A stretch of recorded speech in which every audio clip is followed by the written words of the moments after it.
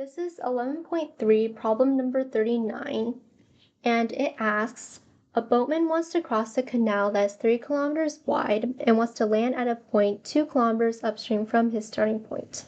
The current in the canal flows at 3.5 kilometers per hour, and the speed of his boat is 13 kilometers per hour. Part A asks, in what direction should he steer? So in order to find my theta, I want to find the net velocity in the x and in the y direction. And to do that, I'm first going to write out the velocity vector for the current.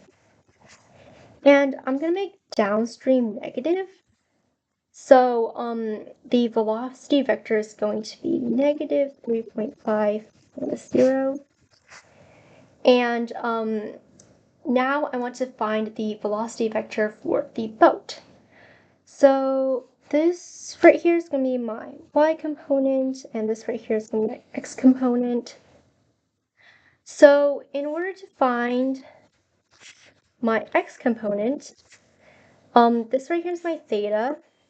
So I am going to do cosine of theta is equal to my adjacent over the hypotenuse.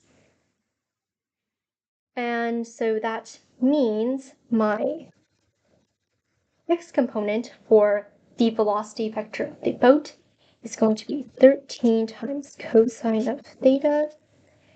And then for the y component, sine of theta is going to be equal to y over 13. And so that makes the y component of the velocity vector for the boat equal to 13 times sine theta. So the velocity vector for the boat equal to 13 cosine theta, 13 sine theta. And then now I'm going to find my net velocity. So the velocity of the current plus the velocity of the boat is equal to 13 cosine theta minus 3.5, comma, 13 sine theta. So I know that the time it takes for this boat to travel 3 kilometers across the stream is the same time that it is going to take to travel 2 kilometers upstream. So I'm going to use the formula velocity times time is equal to distance to set up two equations for time. So for the x component, we're going to do 13 cosine theta minus 3.5 times time is going to give me 2. And then for the y component, it's going to be 13 sine theta times time. It's going to be 3. And then now I'm going to solve for t in both of these equations. So t is equal to 2 over 13 cosine theta minus 5, and t is equal to 3 over 13 sine theta.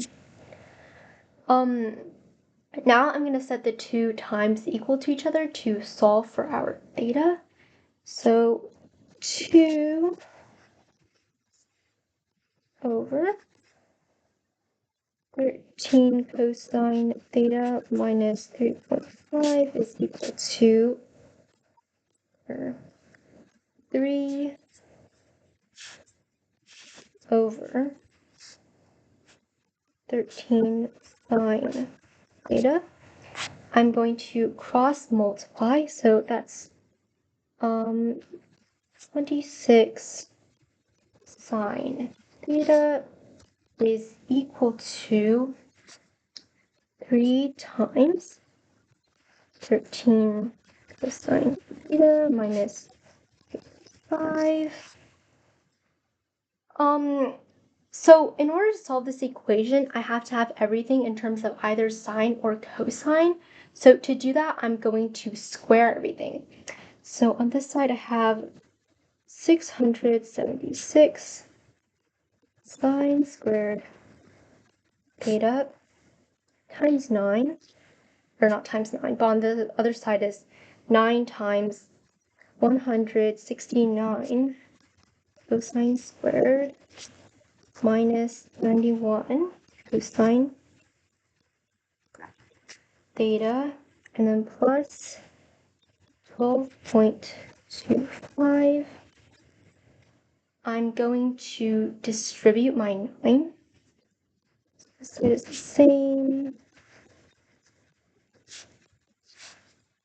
I get 1,521 cosine theta, and then minus 819 cosine theta, and then plus 110.25. And from the trig identity, sine squared plus cosine squared is equal to 1. I know that sine squared can be rewritten as 1 minus cosine squared, so that's what I'm going to do. Minus cosine squared. And the side stays the same.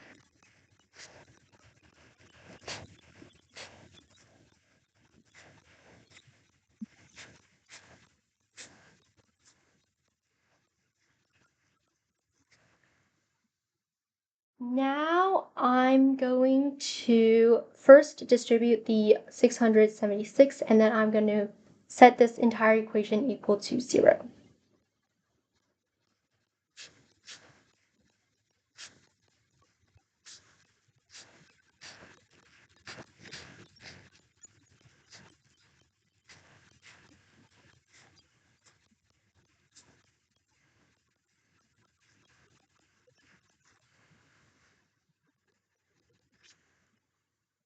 So I get 2,187 squared minus 819 cosine theta, and then minus 565.7.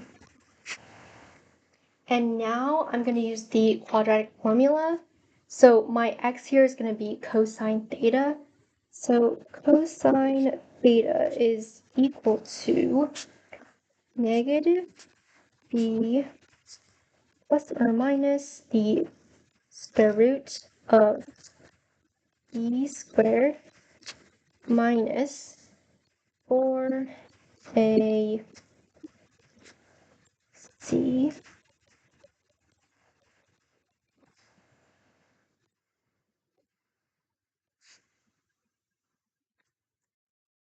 okay, and then all of that over my God, okay. All of that over to okay. So from that I can get cosine of theta is equal to either 0.27 or 727, or I get it equal to negative 0.354. And because my angle right here is less than 90 degrees, I know that my cosine value has to be positive, which makes my second answer extraneous. So from this, I get theta is equal to arc cosine of 0.727, and theta is equal to 43.365 degrees. So, oops. That's my answer for part A.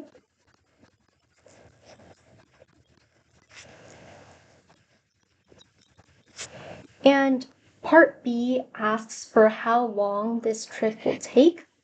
So what I'm going to do is I'm going to plug in my theta value into one of these time equations. So time is equal to 3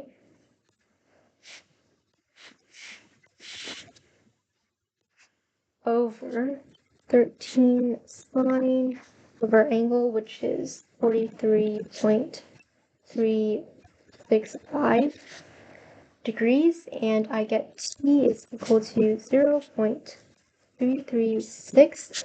And because our units were in kilometers per hour, this will be 0.336 hours.